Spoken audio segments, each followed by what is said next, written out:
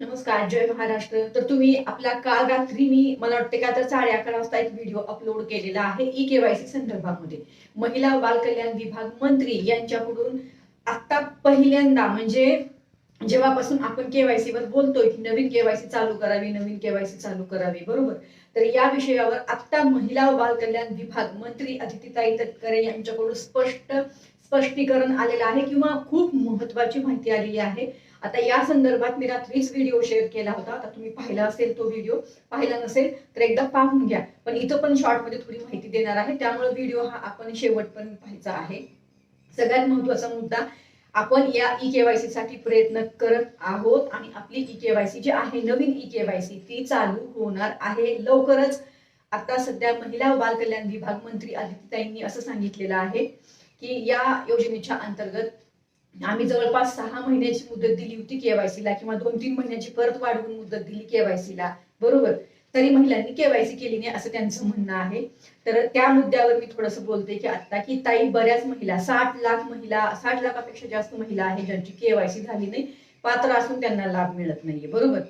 तर त्यामुळं आता त्याचे कारण वेगवेगळे होते बघा ई केवायसी न झाले. तुम्हालाही माहिती आहे तुमचं काय कारण आहे, तुमची कशामुळे केवायसी झाली नाही, बरोबर. आता हा मुद्दा इथं तर हा एक विषय.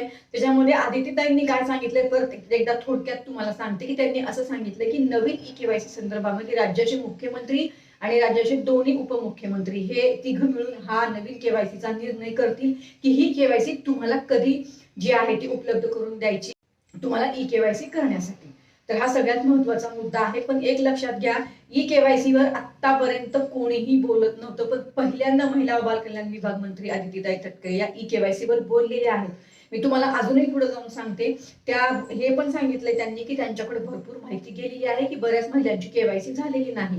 तर ती माहिती त्या आपल्या दोन्ही उपमुख्यमंत्र्यांना आणि मंत्र्यांना पाठवणार आहेत आणि ती पाठवल्यानंतर आपली केवायसी चालू होणारच आहे. कारण दुसरं ऑप्शनच नाही. 60 लाखापेक्षा जास्त महिला आहेत ज्यांची केवायसी झाली नाही. आपणही त्यांना वारंवार माहिती पाठवलेली आहे आणि मी आज एक व्हिडिओ ट्विट पण करणार आहे की लवकर ही केवायसी चालू करावी.